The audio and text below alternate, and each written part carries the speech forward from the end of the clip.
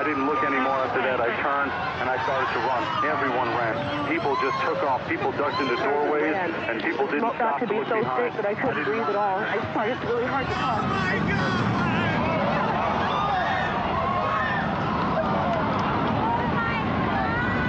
They're both down now. It's just a huge cloud of smoke.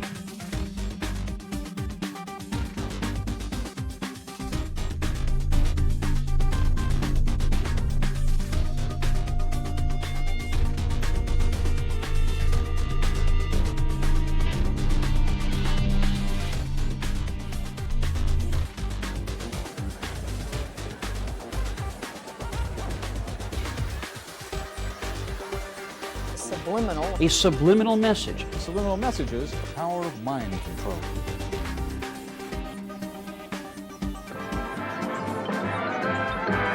Hey, have you heard about the crazy new way to send a message today? It's flashed on a screen, too quick to see, but still you get it subliminally. Ladies and gentlemen, the 59 Chevy. See it? Isn't it beautiful? You used a subliminal cut. Oh, quite a few subliminal cuts from some photos I made.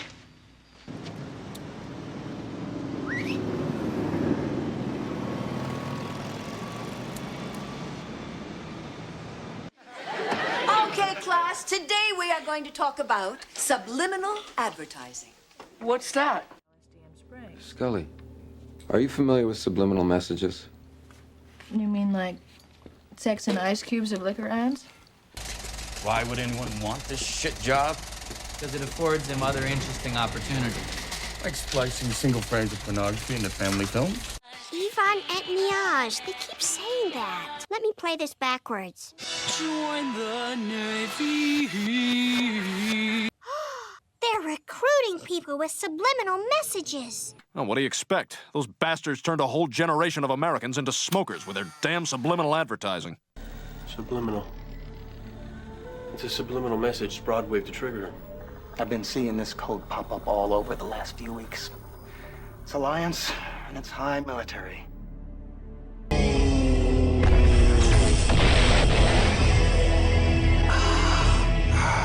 Subliminal advertising complete.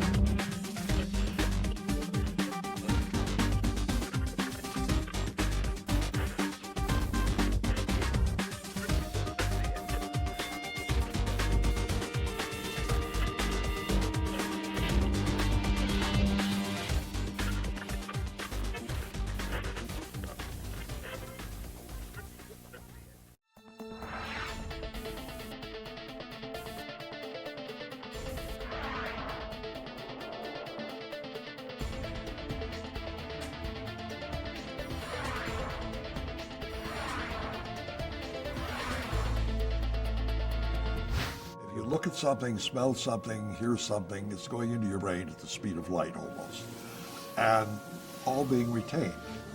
Now what comes out in terms of cognitive or conscious perception is very limited bits and pieces of this.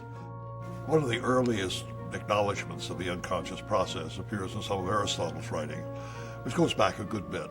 Sigmund Freud was the first person to coherently probe the existence of the unconscious and postulate that people have a lot of emotions and drives that they're not aware of. Freud's theories were, at the time, very controversial. As he was telling people, in a sense, things they didn't really want to know about. Freud used a number of techniques to determine what their unconscious conflicts were, and one of those that he was very involved with was interpreting their dreams. He felt that when people were sleeping, the barrier between the unconscious and the conscious relaxed, and the people actually experienced in the dream state their true unconscious motivations. Freud wrote an interesting book on the uses of these things socially, and he warned these are dangerous toys to play with because we don't understand them, we're not likely to understand them, and they're capable of triggering off a pathological response. You know, it really started in America with Ed Bernays, who imported and used some of Freud's psychoanalytic theories to give people in their consumer choices substitutes for sort of primal urges. In his book Propaganda, he said it was the duty of marketing people to lead an otherwise unleadable, irrational, free people to making a consensus or a decision that was a responsible decision. And so we had a marketing philosophy that was inherently about manipulating and motivating a public. In times like these, most men become highly suggestible. They listen eagerly for any voice which sounds authoritative. They listen eagerly for anyone who can tell them what is wrong and what to do to right it. And the best way to sell is to find an access to the subconscious. So you're not just presenting a product or a picture or a celebrity in film. You're making that accessible to the unconscious processes of millions of people.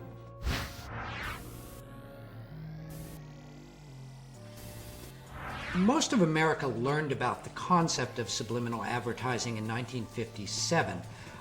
There was a marketing researcher by the name of James Vickery, and he announced that he had done this very elaborate experiment, supposedly. He claimed that he had conducted a secret experiment in a New Jersey cinema in which he had flashed the words "hungry, eat popcorn, and drink Coca-Cola" over the movie Picnic starring Kim Novak. And they weren't even single frame ads. They were much faster than that because he was using something called a tachistoscope. You going to mug me? I'm not going to mug you. Is that gorgeous or what, eh? And I believe I can run a decent marathon. Thank you very much. Download Veely now. The high-speed tachistoscope. This is a projector that flashes about 1/50th of a second, though you can change that speed. And he reported that the Coca-Cola consumption went way up, the popcorn consumption went way up. Enormously successful.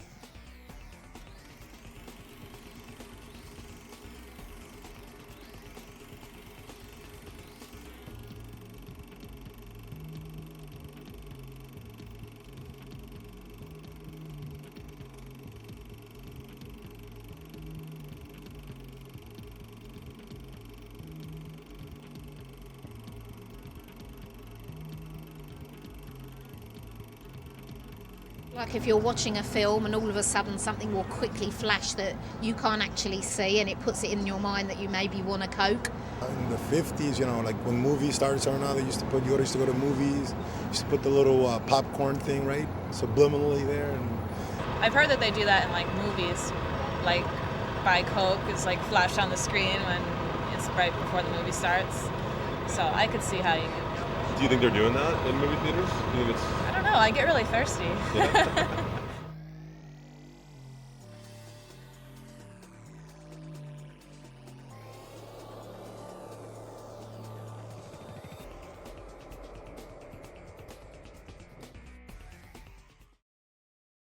A lot of companies were interested. A number of TV stations agreed to run subliminal ads. Many competitors came into the field with other products, and television and radio stations openly admitted that they were experimenting with it. Radio stations were going to run whispered ads where they'd whisper things like buy Oklahoma oil or drink 7-Up very softly beneath the records that the disc jockeys were playing. And it caused an outrage.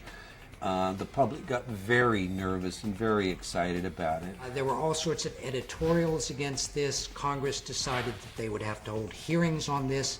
Vickery went to Washington to demonstrate this process. And this led to statements like those by Norman Cousins that condemned subliminal as the most dangerous technology to have ever been developed by man.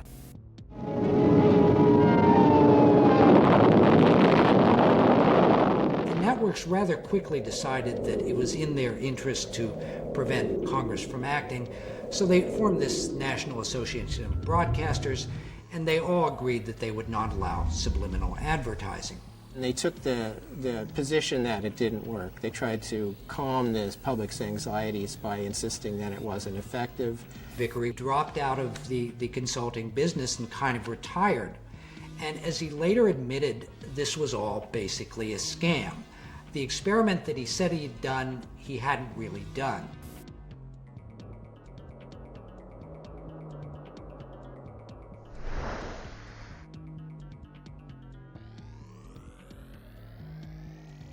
They increased the consumption of Coca-Cola and popcorn enormously. And there's a little grain of truth to it. I mean, there have been other experiments. Arguably, there might be a moderate increase as a result of commands like drink Coca-Cola. It couldn't possibly amount to the statistics that he had suggested. But once you let the genie out of the bottle, it's very hard to put it back in. So we've had this almost a mythos of subliminal advertising ever since then.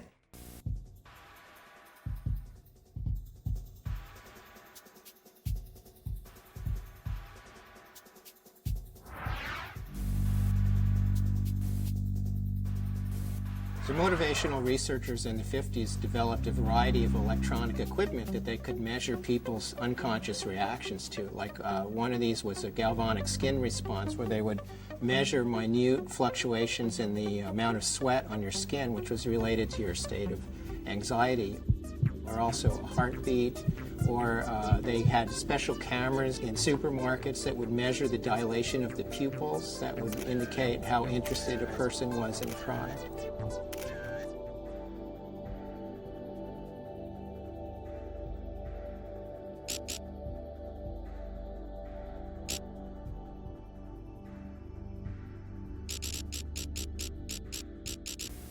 The advent of new technology, positron emission tomography, enhanced magnetic resonance imaging, etc., and we're seeing a whole lot of new research come out, shows us what areas of the brain are excited by subliminal stimulation. Kilborn and Associates in the mid-'80s did a fascinating experiment where they took two actual advertisements that they believe contained subliminal impacts that they had found on their own. One of them was a Marlboro ad, which showed guys on horseback driving through the range with big rocks around them. And one of the rocks, allegedly, had been made to look like an erect phallus.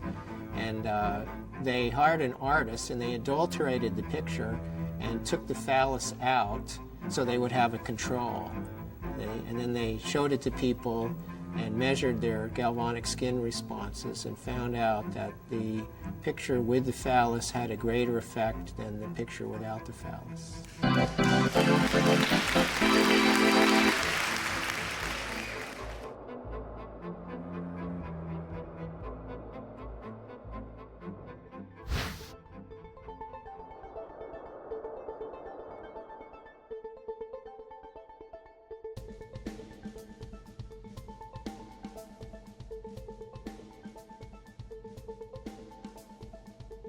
We were the first to demonstrate that you could detect responses from scalp electrodes where we had a group of words that were clearly negative and words that were clearly positive. And the words are sort of mixed up together, and they're presented at 1,000th of a second. So I wanted that to be no nonsense, you know, no question about whether people were aware. At 1,000th of a second, you ain't seen nothing. And the basic finding was that the negative words, when they were presented subliminally, would have a bigger voltage of brain response than did the positive words. Again, this goes back to the whole general scientific question: can a subliminal stimulus in and of itself cause a person's behavior to change, and to change in some significant way about something important? And the evidence there is problematic. There are some studies that say yes, others that say no.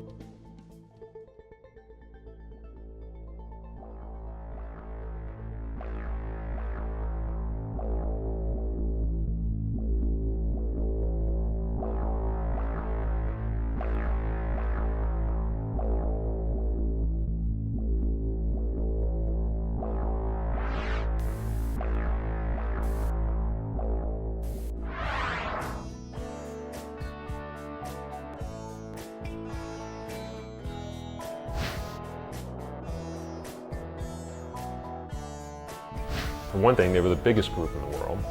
They had carte blanche at the EMI studios at Abbey Road, and therefore they could pretty much do whatever they wanted. They were also unbelievably curious.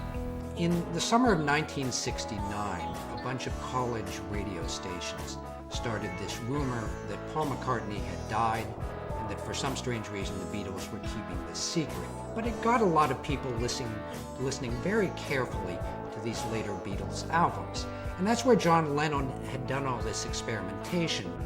They had an opportunity to do things with music that even their peers frankly couldn't do because they didn't have the time and the money and the cachet. And the Beatles also were experimenting with drugs. At the heart of this was really a thing they found at the end of Strawberry Fields.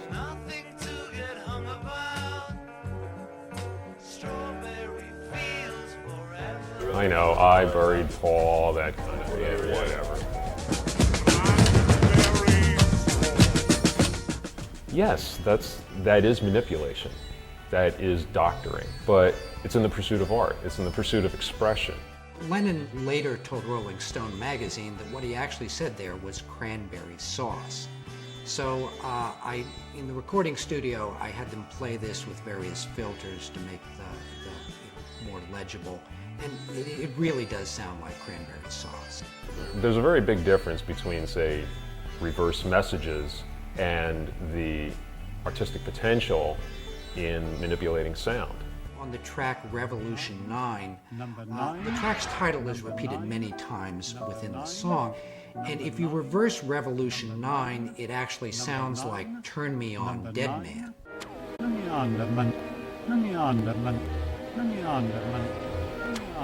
In order to write a lyric that will say one thing forwards and something else backwards, what kind of writer do you have to be? That's a genius beyond my comprehension. I can't imagine that anyone's that smart. You have to draw a distinction between what I call the engineered reversed messages and the ones that are purely coincidental. For instance, it's been found that if you say the words, "Jesus loves you," record that and play it backwards, it sounds like "we smell sausages."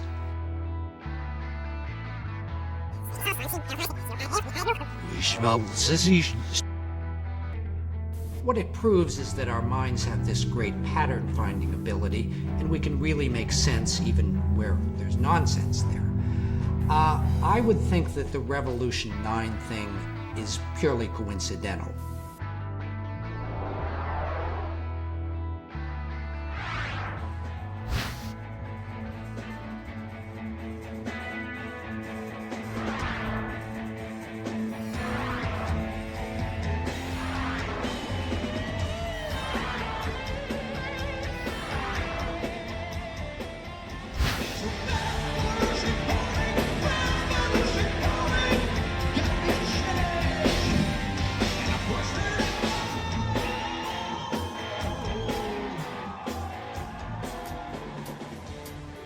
we try to do with our music is to paint a picture, an audio picture, to best get across the message we're trying to convey with the lyrics.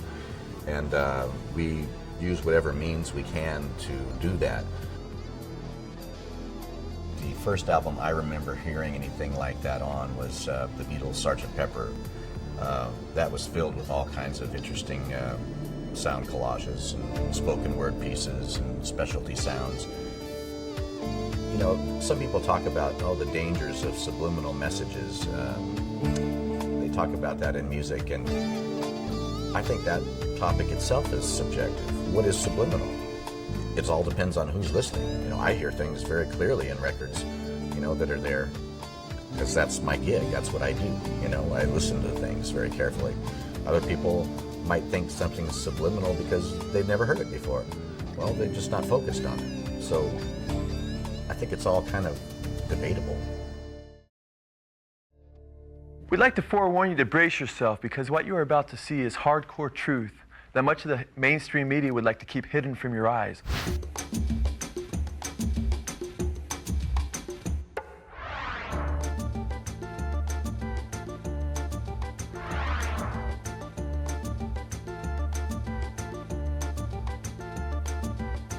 People would be blown away if they realized the subversion that takes place in popular media, and that the agendas that lie in back of much of that subversion.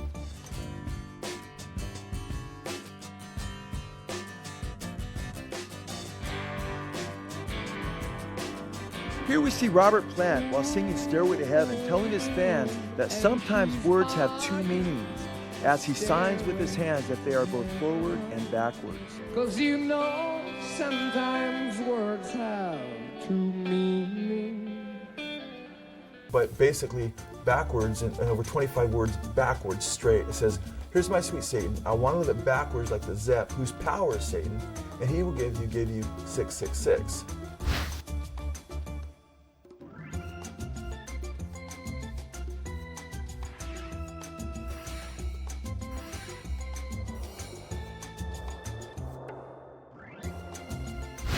I was sitting in a room when I was producing Cinderella in about 1987. This child who was on methadone started questioning me on this background masking. It's crap. This satanic phenomena goes far beyond the scope of human ingenuity and is demonically inspired. Bob Garcia of A&M Records stated, quote, "It must be the devil because nobody here knows how to do it." Well, there's no point to that anyway. And you can make anything up you want if you wish. So I believe personally, deep down, they know what's going on, and they were seducing their fans into, hey, the whole power trip. Backwards masking is rubbish. It never happened. We never did it. That's just a fact. I was there. There's so much evidence out there, but it's under the surface at first, and I think when people begin to see it, hopefully they care enough about truth more so than experience.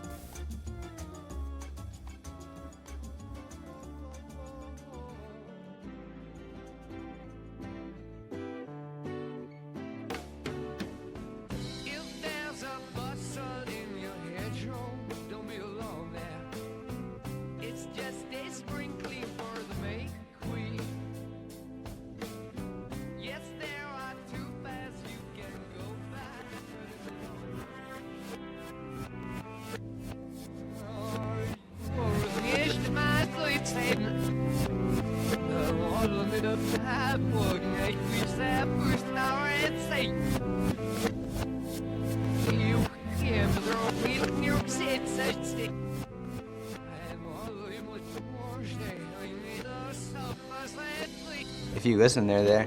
Yeah, I heard them all. That's crazy. But it was definitely put there on purpose, and maybe just for certain people to hear it.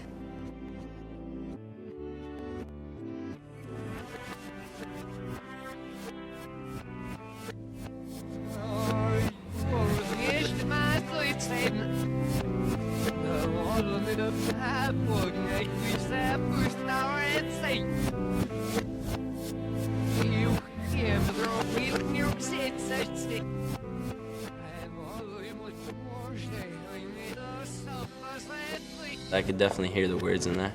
how did someone even find that out? Almost like a conspiracy theory, in my opinion, that's like, oh, there's hidden messages in this.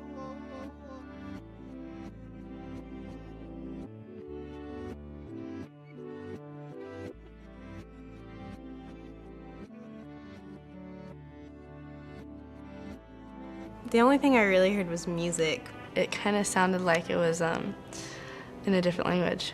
It was kind of scary. I mean, it sounded like it was saying something, but in a different language.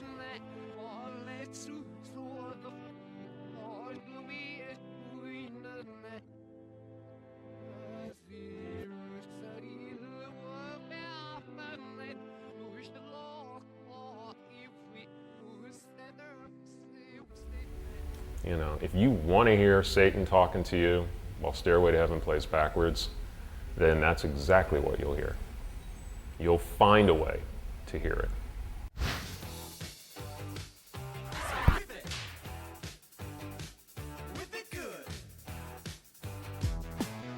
First time in Devo that anybody ever said anything to us about subliminal messages. We'd made this short film, and it was long before MTV. It was called In the Beginning Was the End, The Truth About De-Evolution.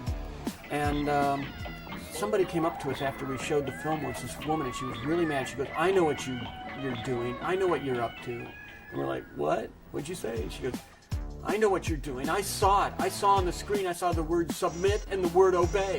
And we're like, wow, where'd those go? How'd those get in there? And so we were like, yeah, right.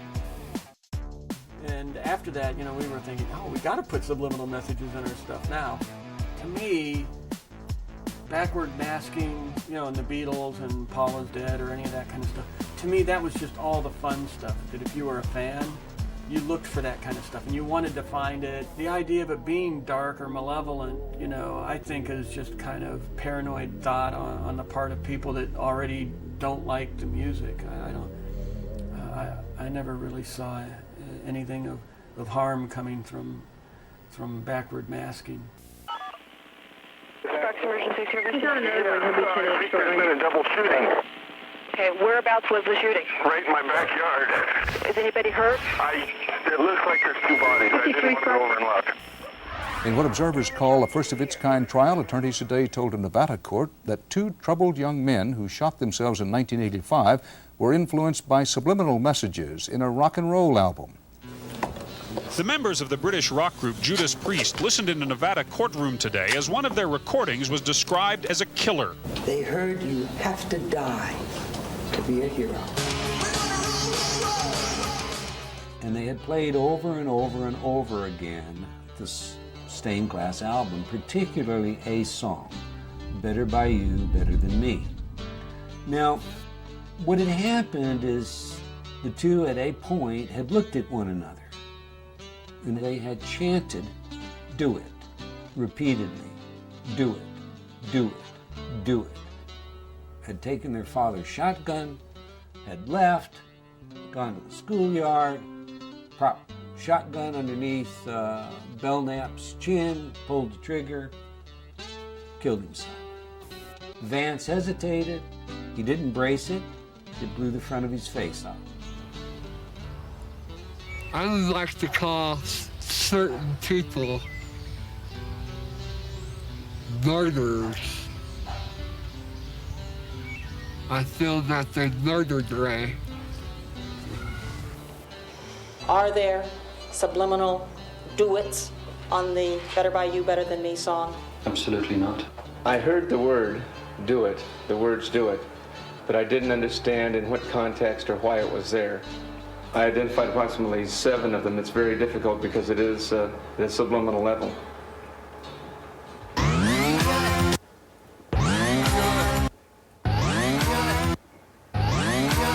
The group, Judas Priest, admitted that they had used subliminal messages on other recordings, just not this one.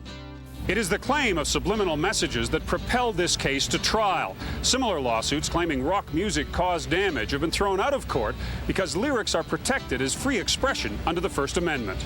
But the judge in this case says subliminal messages are not protected as free speech. What is really on trial here is the whole concept of subliminal persuasion. The courtroom is no place for reveries about the unknown capacities of the human mind. We took the judge into the control room and played all of the 24 tracks that were mixed to make this record, and showed the judge how, you put, it was actually at the end of a vocal, and so there was an exhalation of breath combined with a guitar sound and then if you listen to that with the thought in mind, the suggestive thought in mind that it says do it, you can hear do it. So yes, it was there. And that's what made me so puzzled when the judge concluded that if it was there accidentally. That made no sense to me at all. CBS never produced the original master. The original 24-track master would have been required in order for us to determine whether it had been intentionally placed there or it was indeed a coincidence of sound. And so I argued that it was the straw that broke the camel's back. And the judge decided, look, they had all kinds of reasons to harm themselves, and to make a case for that alone, well, it didn't hold water. Prosecution have alleged us and tried to paint this picture of drug-crazed Satan worshippers, and nothing could be further than the truth. It's absolutely ridiculous and bizarre. And people just don't appreciate that, we're humans with feelings like everybody else, and we don't all sing about love. We would get power from our emotions would just soar with the music, and then they'd go up and down and up and down, and it was like a drug, like a narcotic. Did you understand what he said? He said, looking back now, the music would almost drive you crazy. Drive you crazy? Well, yeah, it did. I wanted to climb the walls. I couldn't stand it. And his behavior would just change.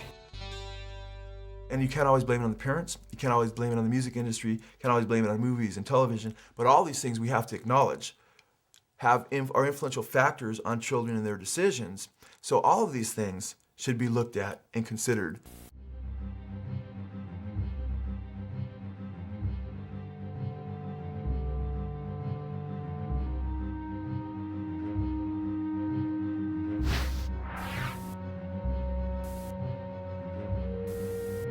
Hitchcock was really intrigued by this whole idea of subliminal effects in movies.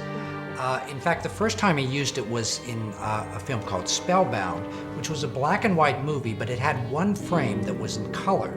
And it occurs when a character is actually turning a gun on himself to commit suicide. And then when he pulls the trigger, there's a single frame of red. What he had to do was to pay an artist to basically hand tint that one frame in every print of Spellbound. So he obviously took this pretty seriously.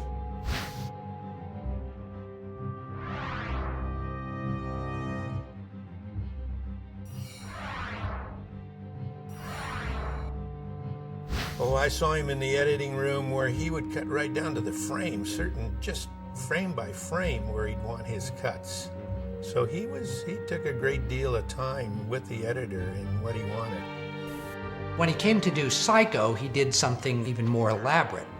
Towards the end of the film, there's a very slow dissolve to a shot of the police pulling Janet Leigh's car out of the swamp.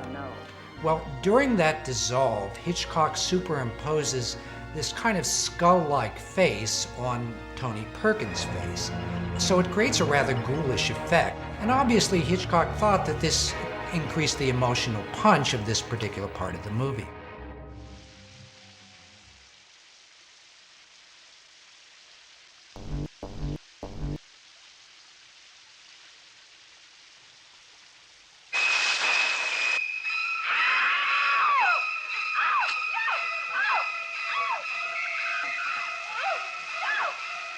Audiences are very gullible.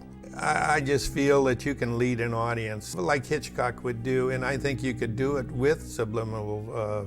It would be very effective. If murder and knife and that sort of thing was intentionally put in, it was done, I wasn't around, it was done when he worked with the writer.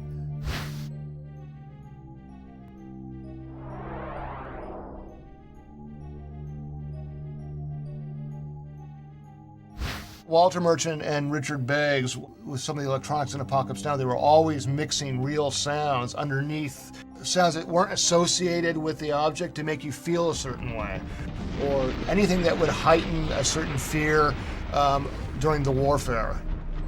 On top of that desire to be very, very accurate was this desire to go very deep psychologically. I mean, there were any number of tricks or things that happened in the soundtrack of that movie. During the helicopter attack on the village, a wooden trestle bridge is destroyed, and so these wooden timbers their explosions.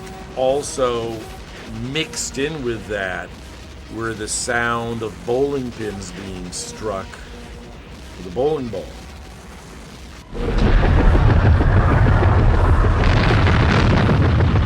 Things like that were used extensively, and in a lot of other movies as well. Like I know, like in The Godfathers, you want to make fear something's going to happen, they mixed a baby cry, you know, and stuff like that.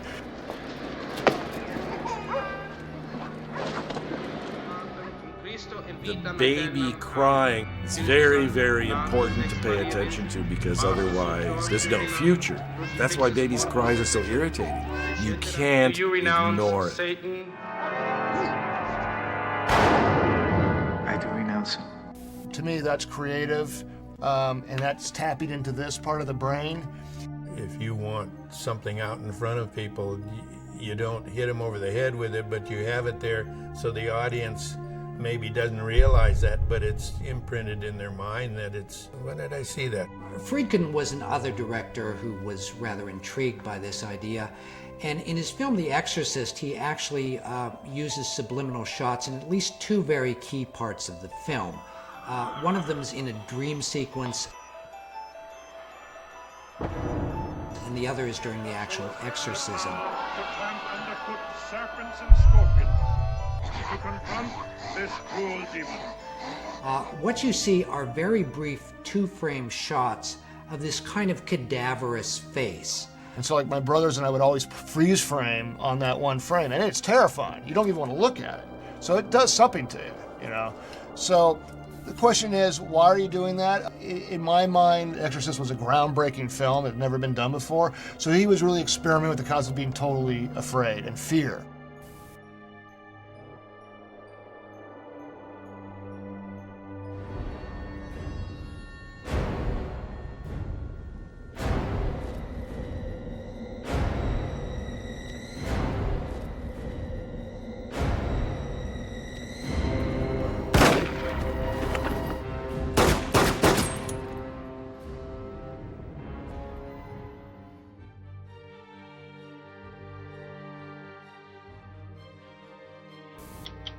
Last June, delegates to the Southern Baptist Convention's annual meeting voted to boycott Walt Disney. They are pushing a Christian bashing, family bashing, pro-homosexual agenda. There was the suggestion that a clergyman became sexually aroused while he was performing a marriage ceremony. The allegedly offending bulge goes by in less than a second. But if you were to slow down a few frames of this scene, you might think the preacher was indeed more than happy to see Ariel. There. Right there, right there, right there. What is it? It is clearly his knee. Everybody knows it's his knee. We ask for a transformation of Disney, or Disney will go down.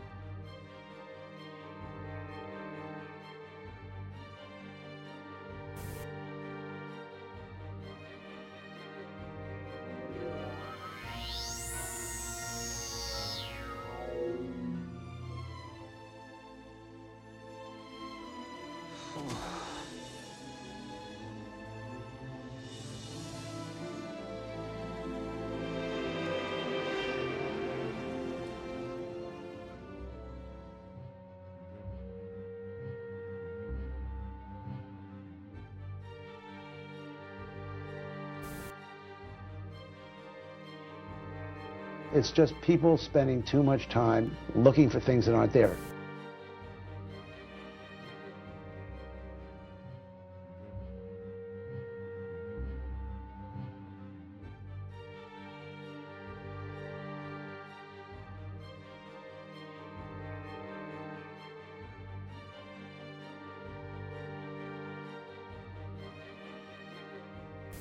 That's how we can sell sex to little girls. See, if we make the posters with little girls reaching for your junk, then you have to wear purity rings or else Disney Company looks bad.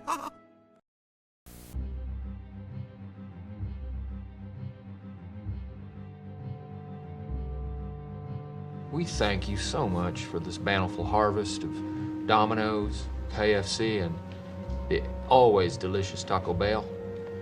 You can see that the movie star is holding the Pepsi right there, but you're not thinking of it as a commercial, you're thinking of it as a movie. Converse All-Stars, vintage 2004. Don't turn your face up like that. I know you want some. All you gotta do is ask. Even product placement is normally a subliminal thing because you really don't think, hey, that guy's drinking a Coke, but you do see it and it does register in your brain.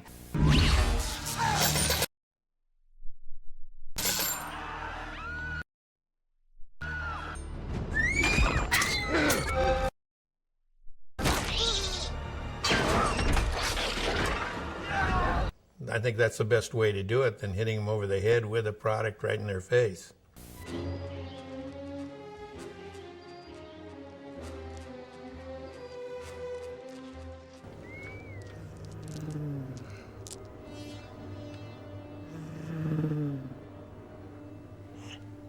So in some sense, I think you could say even product placements are probably the most successful form of subliminal advertising.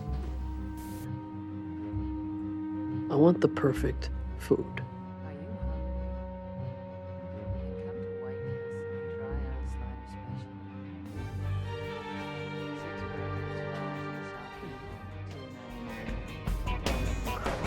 Imagine all those burgers in your stomach right now.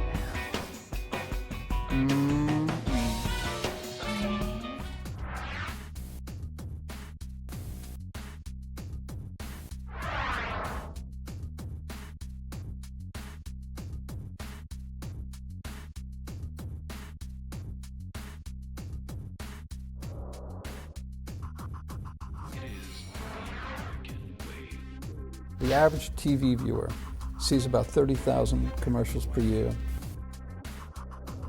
That's 30,000 repetitions of a single message. And the single message is, buy this, do this, it's going to make you feel better, you're going to like it. If you're not doing it, you're probably not very hip. This is going to solve a problem for you 30,000 times.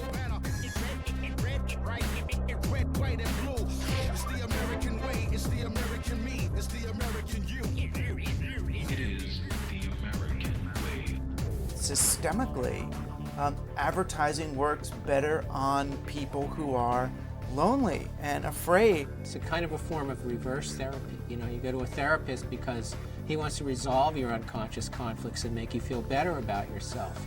But media has exactly the opposite orientation. You need to create tension in the viewer, conscious tension and anxiety, so that they look to a product for relief. You afford not to be in good hands.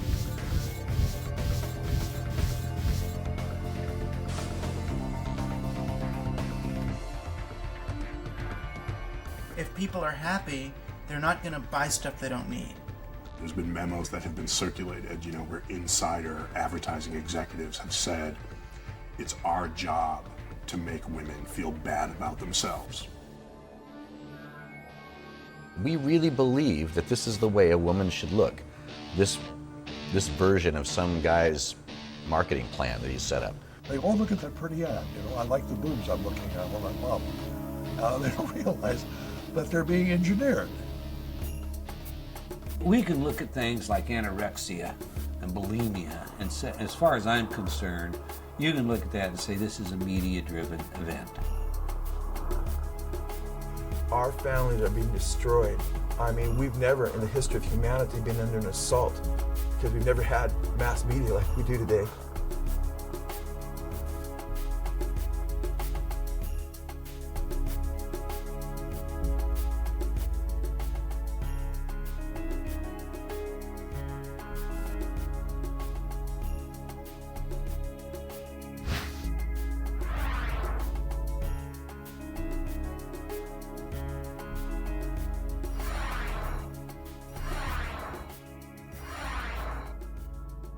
Is the purpose of the television ad to make you an informed consumer making a rational choice?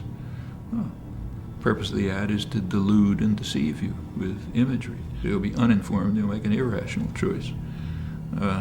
That's what business spends hundreds of billions of dollars a year on. And the last thing they want is markets.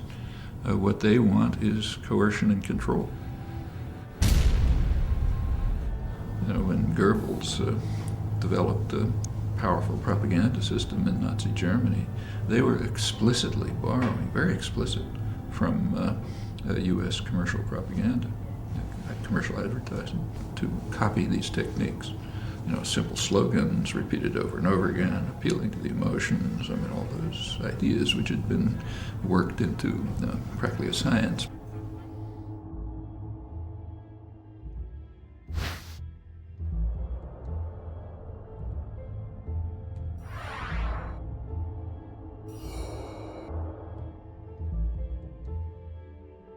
If we don't have any kind of critical analysis, some kind of overreaching way in order to analyze and understand what's being fed to us, how people can be manipulated, people enjoy the manipulation. Advertising is fun. Reality is boring. You take the blue pill, the story ends. You wake up in your bed and believe whatever you want to. You take the red pill, you stay in Wonderland. And I show you how deep the rabbit hole goes. All I'm offering is the truth.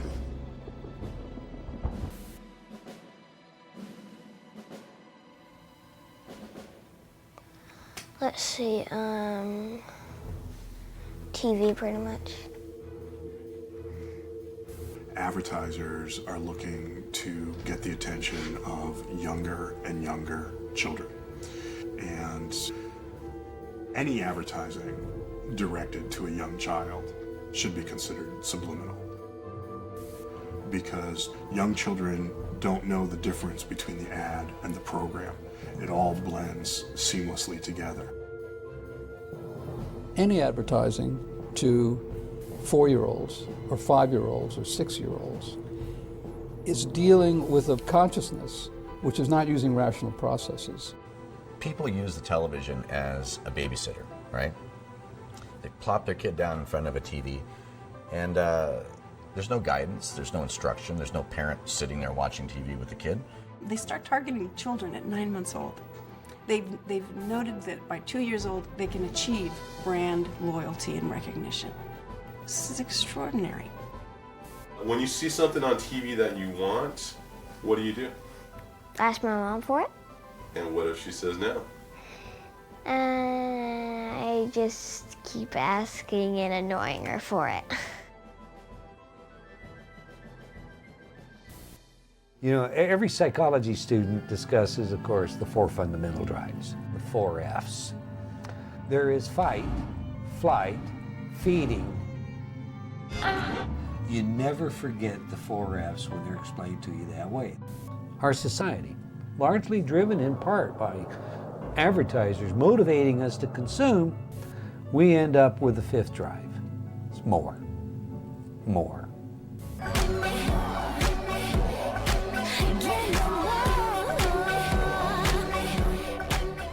We systematically desensitize their threshold of arousal by increasing the amount of stimuli that we deliver that is sexual or violent or gross in nature. And so the more begins with, I want more stimulation. And then it continues through everything else, whether it's more food, more alcohol and drugs, more cars, more money, more power, more women, more.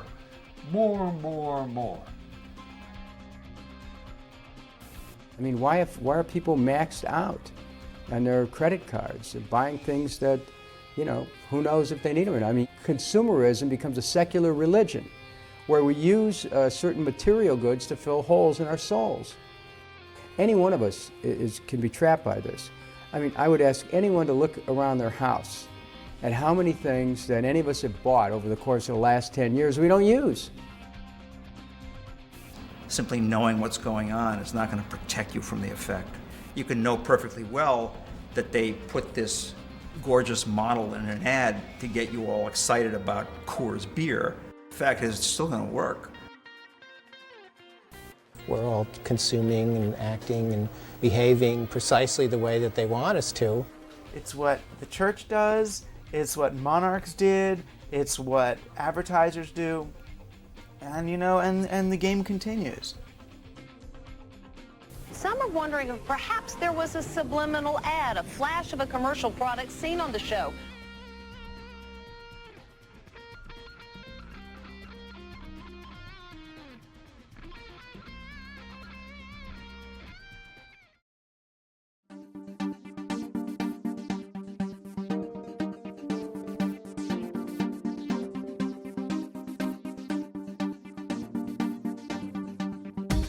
Look at something, smell something, hear something that's going into your brain at the speed of light almost, and all being retained. He claimed that he had conducted a secret experiment in which he had flashed the words hungry, eat popcorn, and drink Coca-Cola. And it puts it in your mind that you maybe want a Coke. The public got very nervous and very excited about it. I buried Paul, that kind of whatever. Are there subliminal duets on the song? Absolutely not. Why are people maxed out on their credit cards? They're buying things that who knows if they need them or not. Some are wondering if perhaps there was a subliminal ad, a flash of a commercial product seen on the show.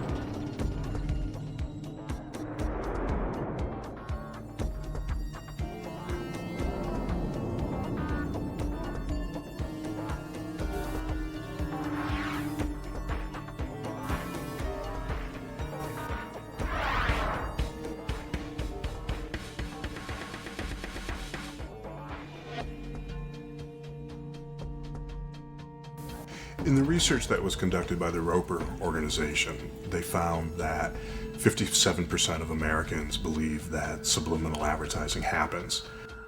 I think there's so much in the air, there's so much a sense of sort of distrust in government, in powerful leadership, that I wouldn't be surprised to find that more people now believe that subliminal advertising is practiced than have in previous decades.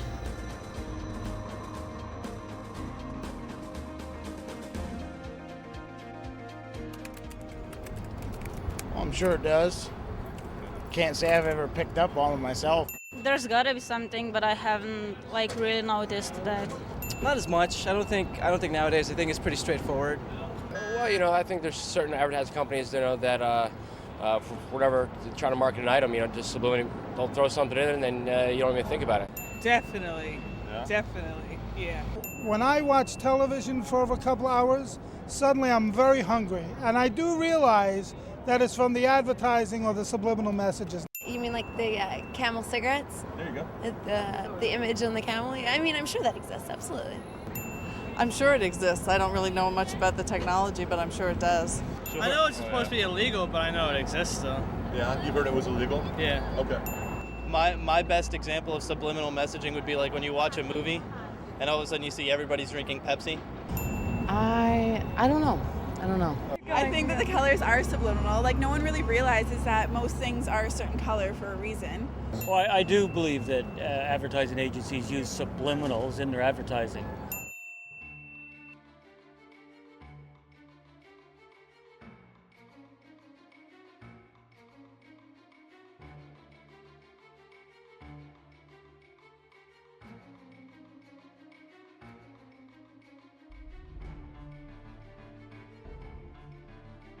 To be effective, a subliminal message has to either stimulate an unconscious anxiety or satisfy an unconscious fantasy. you discover very quickly that the human brain is extremely sensitized to things that deal with the beginning of life, reproduction, sex, as we vulgarize it, and the end of life, death. Now, if you can plant something in there that's strongly motivating, sex and death, the unconscious will remember that for a long time. We don't know for how long.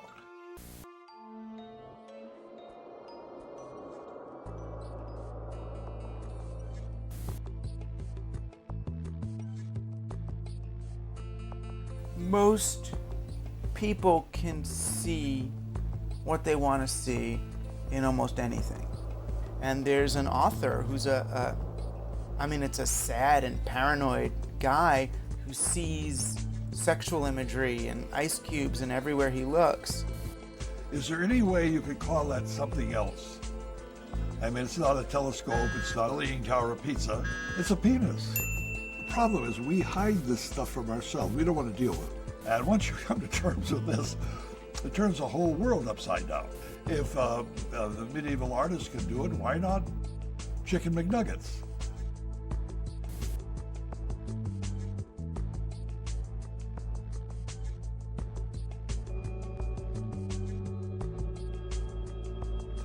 The SEXs are all over the crackers. Makes them taste better. I love Ritz crackers.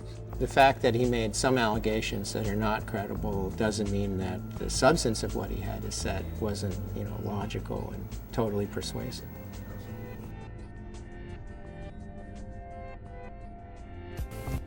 This ad appeared on the back cover of Playboy, of Time. The ad was used for about 3 years.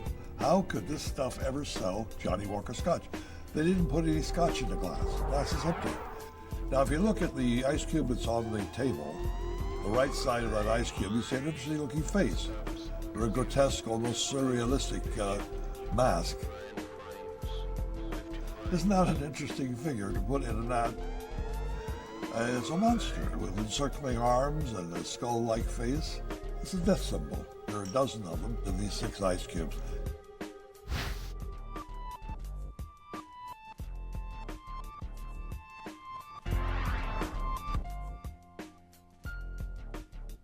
The predominant trend in modern subliminal advertising seems to be sexual assault or sexual violence. And this is an example of that. If you look at her facial expression, it could be that she's finding it extremely unpleasant. And the person on the left seems to be violently ripping her necklace from her throat. Well, it reinforces the idea that women are victims and that it's sexy for a woman to be a victim. And that's very powerful and very important to maintain status quo in our culture. And that's how you can convince men also that she deserves to be violated. She wants to be hurt. She's, look at her. This Benson and Hedges ad first appeared on the back cover of Time magazine and also in We magazine. On a conscious level, the ad is promising sexual excitement, but at an unconscious level, it's stimulating sexual anxiety. And the reason is that the lady's backbone has been carefully airbrushed to resemble an erect male phallus. Anxiety is associated with the consumption of cigarettes. We all know that people smoke more when they're nervous. It's totally logical to think that making them nervous induces them to smoke more. To really intend to make people anxious, and you don't know how that person deals with anxiety, the only thing you're wanting is that he light up a cigarette, but you don't know what else it might do, okay? That to me is outrageous. If you're very sensitive to the idea of phalluses, you're going to have a much harder time seeing the phallus in the Benson and Hedges ad than if you're not. And if you're more sensitive to it, it's more likely to have a greater effect on you unconsciously. So in that respect, that they are tapping into something that I think is strong, potentially, and therefore is very worrisome. It isn't that the cues, the stimulants, are invisible to the naked eye. It's just that we don't recognize them for what they are. So the most notorious example of this would be the Newport cigarette ads, which simply show happy couples frolicking in the green.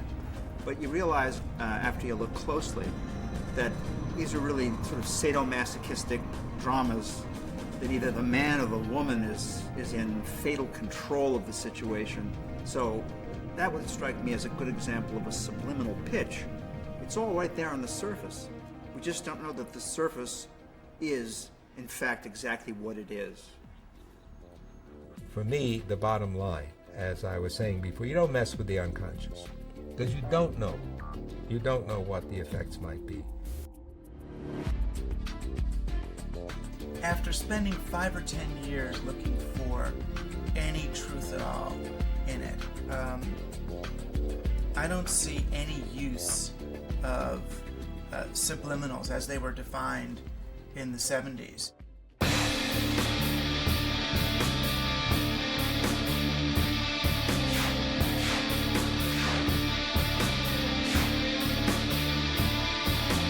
Why waste your time wondering what's wrong, wondering what's right in front of your eyes, or what makes you sick?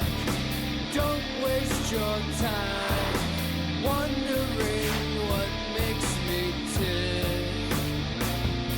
Invisible truth, invisible lies, invisible man behind the curtain.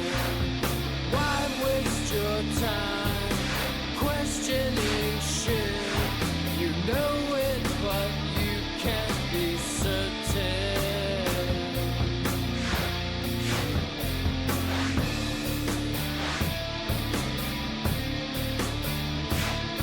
Well, sex ain't what I need, but sex gets the job done. It's not like you've been shooting heroin.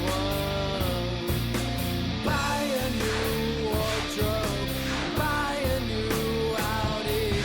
Don't wonder where all I've worked inside ad agencies. I've worked side by side with evil people. You know, to see, did anybody anywhere do any of this? And no.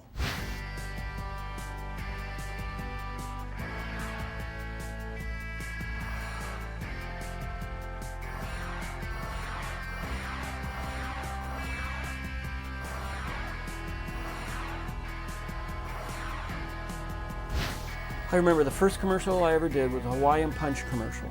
And I remember putting the message, sugar is bad for you. Just, set it in low volume in the background. And everybody in the room's tapping their pencils, and they're all, they're just all these execs and the creative people, and they're all going, yeah, that's Hawaiian Punch, yeah. And they're just like singing the song, and they're just like, and we're looking at each other and we're like, nobody heard it yet. And it was like, sugar is bad for you. Went down on the commercial, and it went out nationally. And we found a whole list of things that we were able to easily put in a commercial and never once got stopped. They must work, because we said something. I remember doing a Levi commercial and saying something like, this is the uniform of the WAD. And I don't know, they're all wearing blue jeans now, so it must have worked. It must have helped Levi's out, I guess. I'm sure that if I can put, subliminal messages in a commercial, that advertising agencies must have a much easier time of it and probably can do it in much bigger ways.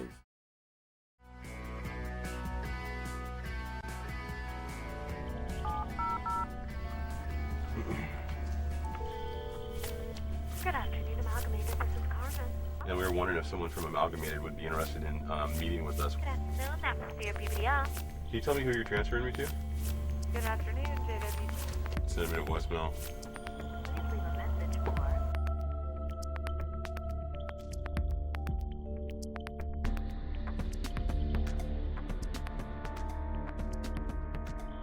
Advertisers just can't admit it. I mean, of course they can't admit it. They're not going to say they embed, phalluses and cigarette ads. I used to work in advertising for many years as a research director, and all I ever got in response to my questions were obscenities.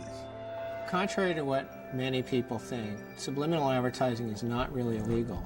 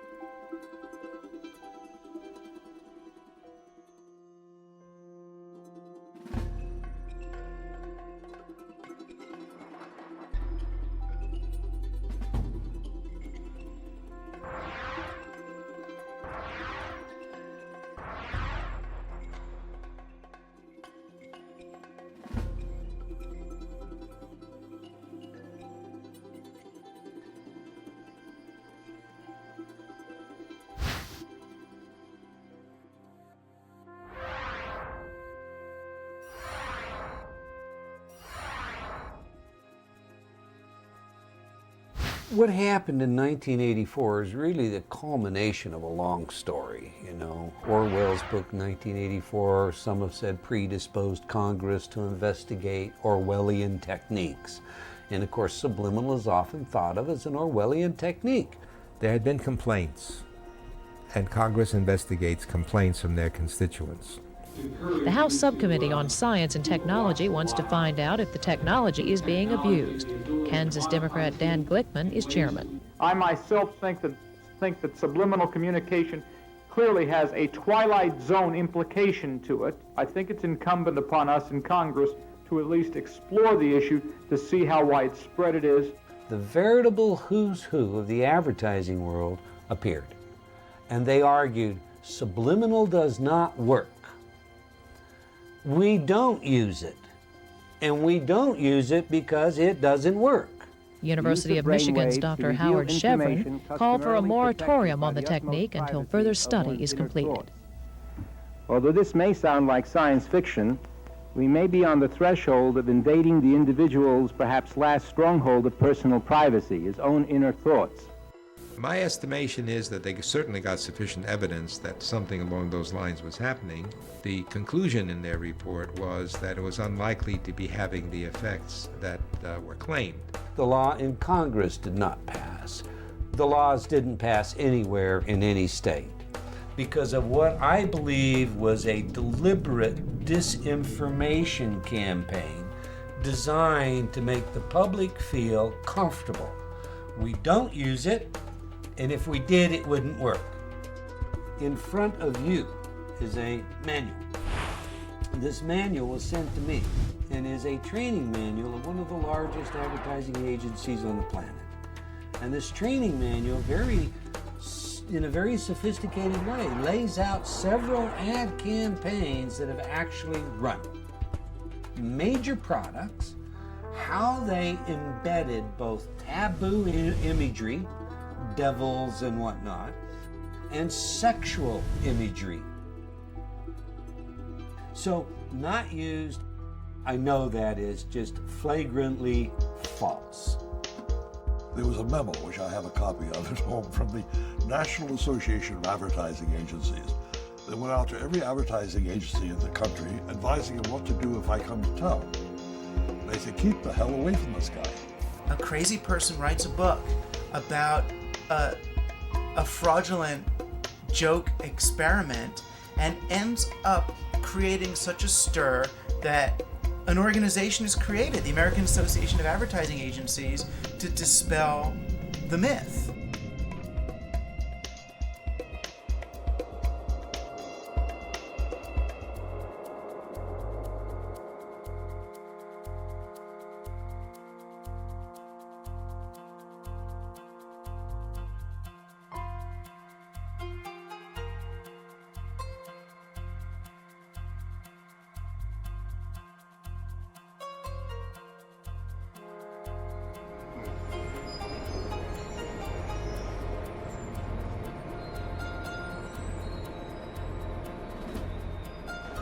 Here to see Kip Chang. From what company?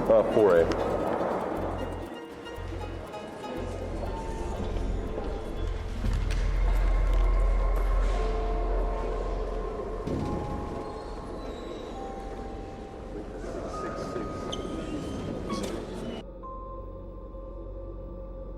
You can't shoot in this building. The fact that you want me with me. You know, Blue eyes out. I will talk to you. Okay.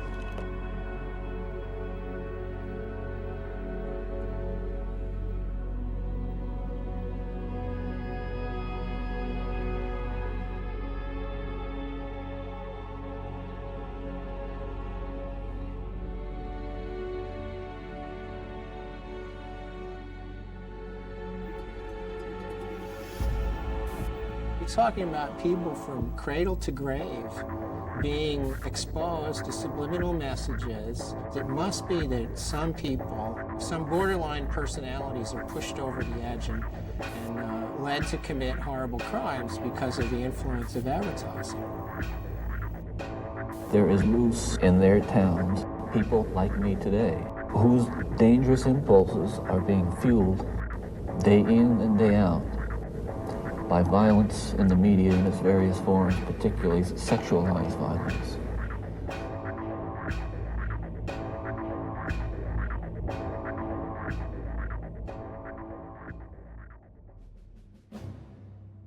If advertisers and corporations could be massaging our subconscious with these tactics, in what way might our own government be programming us?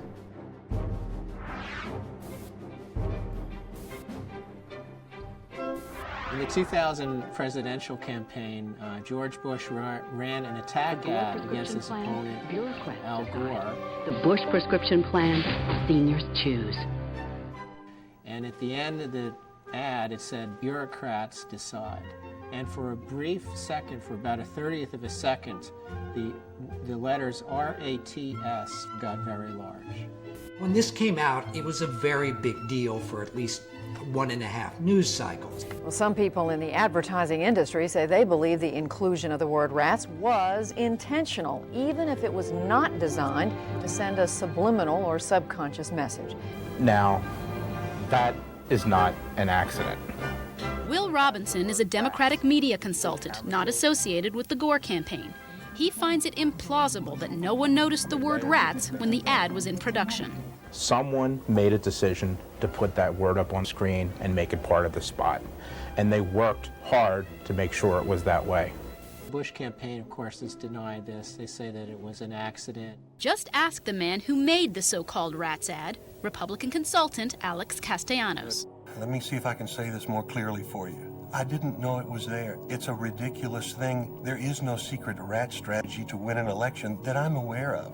You had both Gore and Lieberman decrying this use of subliminal advertising. I find it a very disappointing development. I've never seen anything quite like it. George Bush was forced to do his best to disassociate himself from this entire thing, which he actually did very effectively. You know, the idea of putting subliminal messages in the ads, I don't think we need to be subliminal about the differences between our views. Subliminal messages. You talk about subliminal. So if the guy can't pronounce it, he couldn't have been behind it, I guess.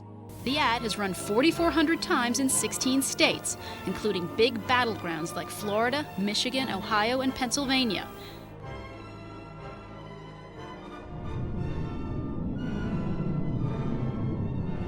The recount that's occurring in Florida is an automatic recount based on state law. It was not requested by the Gore campaign. And tonight, for the sake of our unity as a people and the strength of our democracy, I offer my concession. Please raise your right hand and repeat after me. I, George Walker Bush, do solemnly swear.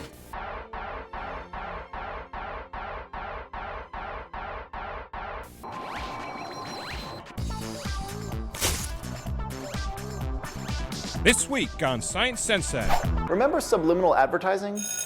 Now, cognitive scientists at Hebrew University in Jerusalem have shown that some thoughts and behaviors can be affected subconsciously and subliminally by commonly used symbols. They asked Israeli volunteers to complete a computer-based survey about their opinions on core issues in the Israeli-Palestinian conflict. But for half of the volunteers, subliminal images of the Israeli flag were flashed throughout the question and answer session. The flashes were 16 milliseconds, faster than we can do here. You might expect that exposure to such a strong nationalistic image would polarize people to one political extreme or the other. But in this case, the subliminal image of the flag pulled people from both ends of the political spectrum toward the middle compared to the control group. And phone calls to these people after the elections confirmed that most of them followed through when they actually voted. This research is important because it shows that subliminal messages can affect your attitude and behavior. For Science Central News, I'm your Science Sensei. I'm Science Sensei and I approve this message.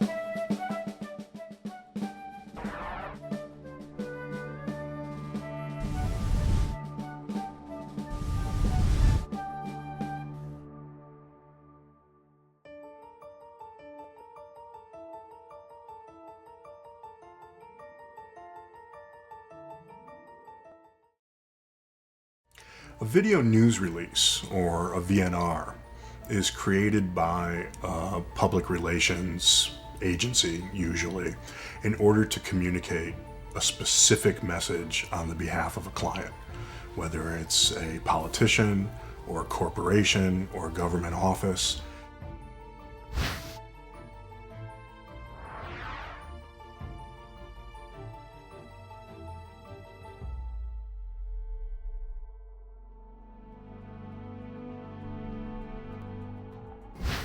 The use of video news releases has to be challenged at every level in this country, VNRs as they're known. The government puts them out, corporations put them out. They'll have a fake reporter who's actually a public relations professional. And this story goes out to newsrooms around the country. So there are people watching a program that they think is news, but the actual news reports aren't news reports at all, but are paid advertisements that look like news reports. This is someone pushing a product, but it's presented as a fair and balanced report, which it, of course, isn't. While I don't know if I would call that subliminal, I do think that it fits into this entire environment of so much of our media operating on a below the radar, below the threshold of consciousness. There are hundreds of channels. Can they all be doing this? What matters, though, is not the channels. It's who owns those channels. And that issue of media consolidation is critical. The rise in the use of video news releases has a great deal to do with the conglomeration of the mass media. Because as more and more TV stations around the country come to be owned by the fewer and fewer players, there's more and more cost cutting that goes on in the newsrooms of these stations. You know, when you look at a media environment where only 5 or 6 companies control the vast majority of the world's media, and they work in collaboration with each other, and they share members of boards of directors and things of that nature, like in the same way that I say we have to broaden our concept of subliminal, I think we also have to broaden our concept of what a conspiracy is. They're using our airwaves, and they have a responsibility to bring out the full diversity of opinion and to get to the truth, not to bring you news stories that are disguised as their own when they're simply government or corporate propaganda. I think that we're censored heavily without us even realizing it. I mean, just omitting a story from a newspaper is censorship. That happens every day. This is why media monopoly matters. You really can silence different views. You can silence dissent when a few media moguls own so much, when you have just a few framing who is right and who is wrong, who is evil and who is good. The Bush-Cheney administration has used VNRs to push their prescription drug plan, and they've used it particularly heavily in trying to spread the word about the weapons of mass destruction inside Iraq. That is no longer a mainstream media. That's an extreme media beating the drums for war.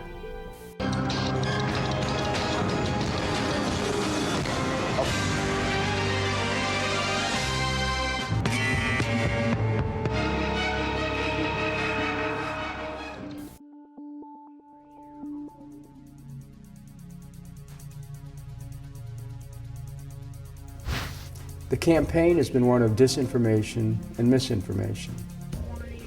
The war in Iraq was based on lies. That's generally accepted. It's interesting there's been no consequences. This administration has sunk to the lowest level to use media and to use certain forms of it to deceive a nation. Iraq's weapons of mass destruction. A clear threat to the United States. There's dozens of ballistic missiles. It has sponsored and sheltered terrorists. Paying suicide bombers. Chemical weapons are equally true. Biological weapons, including anthrax and botulism toxin. Biological and chemical agent to kill millions of people. I remember the Secretary of State saying we have to take the war to them before they bring it to us. It simply makes no sense to wait any longer. Take action before it's too late. Delay in decision and inaction could lead to a massive and sudden horror. But there should be criminal implications for this kind of behavior. I think it's both subliminal and definitely very obvious. I mean, you have in the lead up to protests the alert levels going up, people being afraid. What does fear do to a people? Number one, it blocks their thinking. And if you continue to drum away that we're in danger of being attacked all the time, then people do not broaden their thoughts. It's our responsibility as journalists to let the public know who is paid by what corporation, or if they're representing the government. Otherwise, it's unforgivable. The media is our lens on the world, and it is absolutely critical we trust that media. Because ultimately, when people are terrorized, when people are targeted, when people are marginalized, that does not make any of us safer. Peace, not war, is our natural condition. Those who would bid us to war must be challenged.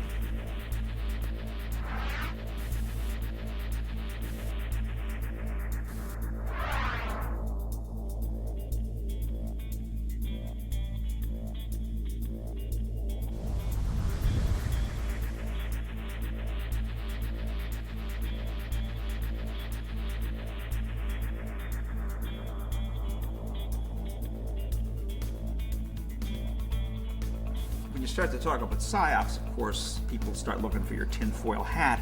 Psychological operations is what I prefer, because psyop kind of sounds like it's a, clandestine thing.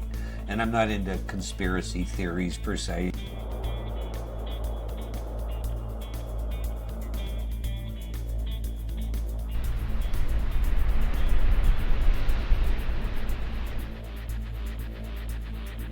The fact is that highly sophisticated ways of incapacitating people, of terrifying them, making them anxious. Our military and our intelligence bureaus have been studying this kind of invisible weaponry for decades. I mean, it's at least as old as the Cold War.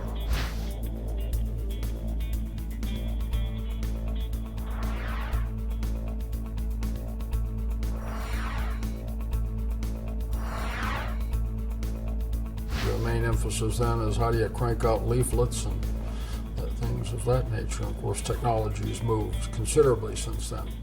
The focus today has shifted dramatically to, I think, a more generic term of perception management. How do you project the image of the Army in this day and age? The U.S. government and military has poured hundreds of millions of dollars into propagandizing the Iraqi people, in paying newspapers, reporters, editors to plant stories in Iraqi media. Now, what does this do? When you talk about the U.S. military forces moving forward and there being victory, and Iraqis on the ground seeing that what they're seeing in their newspapers and on television doesn't reflect the reality, it undermines any kind of growth of democracy, because then they have no confidence, no trust of their media.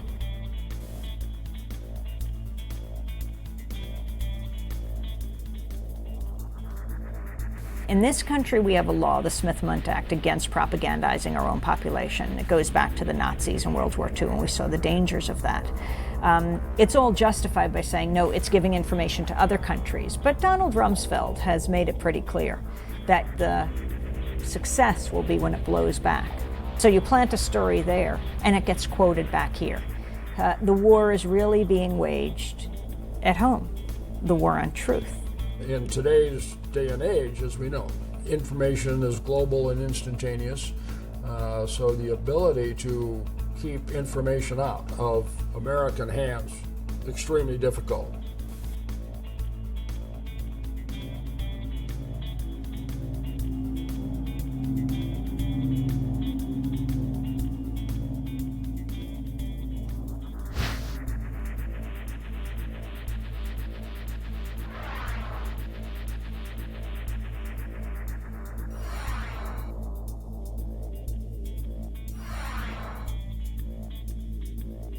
The Gulf War was interesting. The first Gulf War in the early '90s, when the whole war was taking place, we were asked often, are there new systems being used here? Because the way in which one of the largest armies in the world, essentially gave up.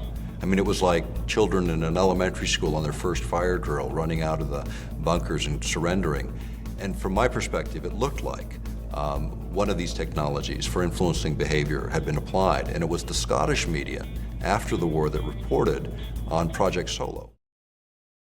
But now we have very sophisticated systems like Commando Solo, C-130, that's basically an airborne television radio station that circles the area, broadcasting the message directly in that you want to have the enemy receive.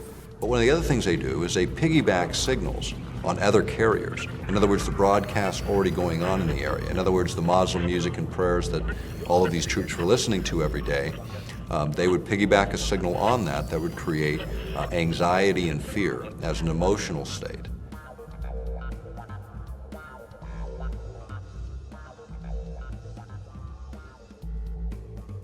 Not that I'm aware of. To disclose these technologies, this changes everything. One of the finest articles on the subject is an article called "The Mind Has No Firewalls." And if you look at it, it is a fine explanation of all of the various ways to carry a signal in that would influence human behavior at a distance. Whether you use TV, radio, electrical grids, the internet, all of these things can be effectively used and have been demonstrated. These technologies that we're talking about today, because the American public wouldn't accept them, because the American public would see them as a violation of the Constitution, the only way they could be introduced is an environment of fear. And what environment do we have today? You know, this is an Occam issue, Occam's razor. The simplistic stuff works.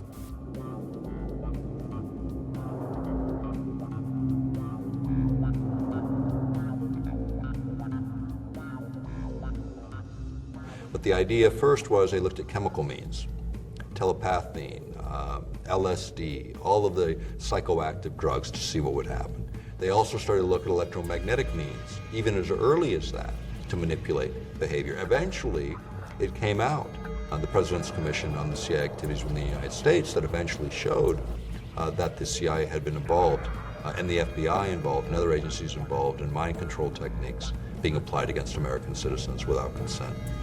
And MKUltra was a part of that.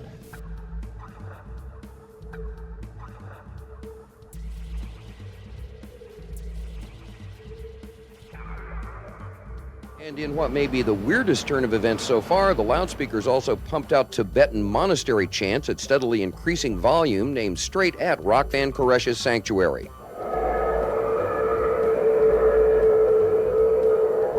They were warned that this could heighten matters, and they decided to take the risk, and those loudspeakers that were on vehicles were actually also delivering other information. Now we're talking about words and specific voices that people would recognize on a subliminal level that they would not consciously be aware of. They tried a number of things. We know that they tried the sounds of killing rabbits and things of that nature that are supposed to be, you know, intuitively abhorrent. Noise that would affect you on a fear level, to create fear and anxiety. Really though, you know, when you think about it, is that really the right thing you wanted to do in that environment? Or did you want to bring people to calmness, to thinking more clearly, to being more analytical? You know, what they did is they agitated the situation. They created an explosive situation. The results are now clear.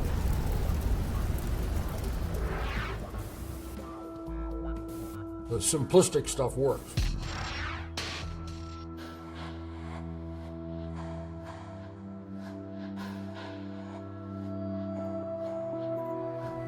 HAARP is the High-Frequency Active Auroral Research Project. It was originally a joint effort of the Air Force and Navy. It's now run by DARPA. It's just dropped a little bit in terms of classification, but it has multiple possibilities and lots of effects. They just finished upgrading it from 48 antenna to 180. The thing about HAARP is an instrument designed to do exactly what Persinger was talking about, which is this idea of modulating the ionosphere in a way that can be used for weapons applications. Why we're concerned about it is earth-penetrating tomography. And earth-penetrating tomography, in plain language or by analogy, would be like X-raying the Earth. It's not using X-rays, of course, but it's the same concept. predominantly has to do with communications. Because of our long-range communications, we use bouncing the signal off and down. What are the effects of bouncing a wave like that off of the ionosphere, do you think? Probably very minimal. It probably goes up and mostly goes down.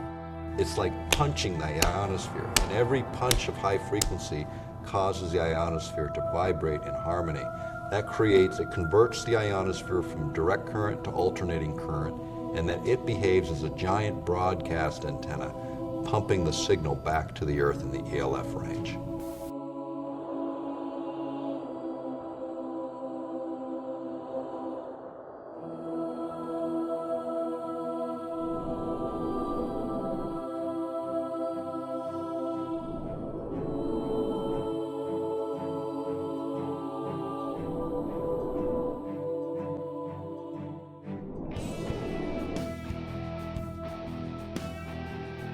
In the case of ELF, where you have these very low pulsed signals, you get what's called a frequency following response, an FFR in the literature, or brain entrainment is often referred to it in that way. And this is where the brain actually locks onto these external signals, even these very, very subtle signals. It locks on and begins to mirror. And so the brain patterns fall into those patterns, which is a change in emotional state. In the conspiracy arena, they talk about a whole host of effects, up to and including turning people into zombies or whole societies into zombies and all that. Again, the evidence against that is we haven't got any societies of zombies. Our Bob Tube is doing a pretty good job on that, by the way. Look at them. When you talk about conspiratorialists, let's talk about the military and what their job is. Their job is to think of every horrible situation that could ever occur and then develop a plan around it. That's conspiracy theorist at the ultimate level, with billions and trillions of dollars to spend to figure it out.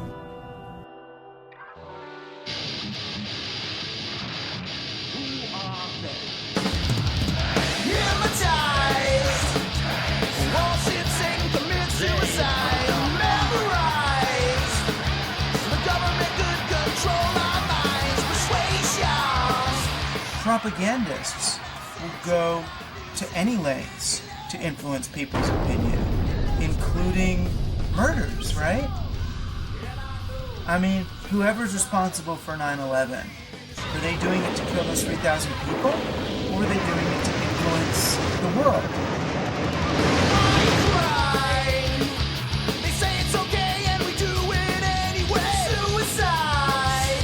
They want people to follow orders, push buttons, stand in line. They're afraid to death of the rogue mentality.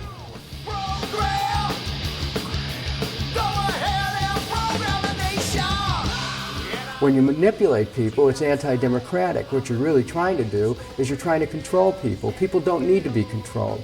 They need to be able to make their own decisions. Consciousness, the freedom to think, is a fundamental human right. The idea of violating free will is something that even God doesn't do. And yet man thinks they can do this. At this defining moment, change has come to America.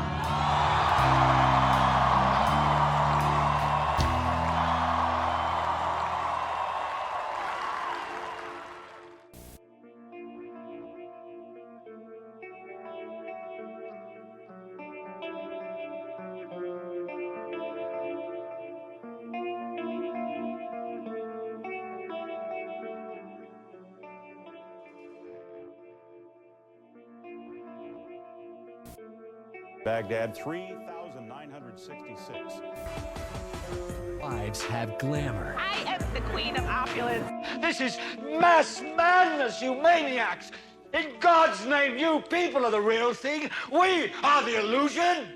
So turn off your television sets. Turn them off now. Turn them off right now. Turn them off and leave them off. Turn them off right in the middle of the sentence.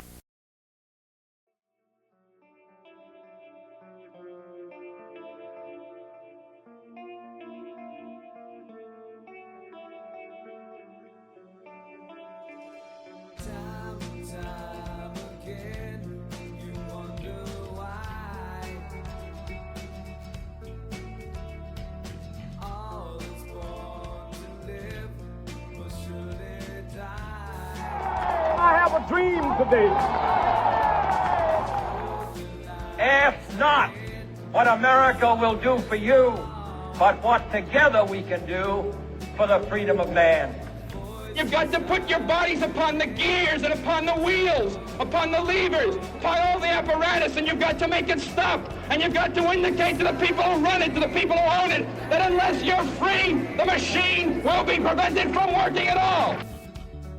If we can get a critical mass of people thinking a direction, it will influence and change the rest of the world. This collective mind, this mind field, tend to lead me to believe that that might be the greatest hope man has.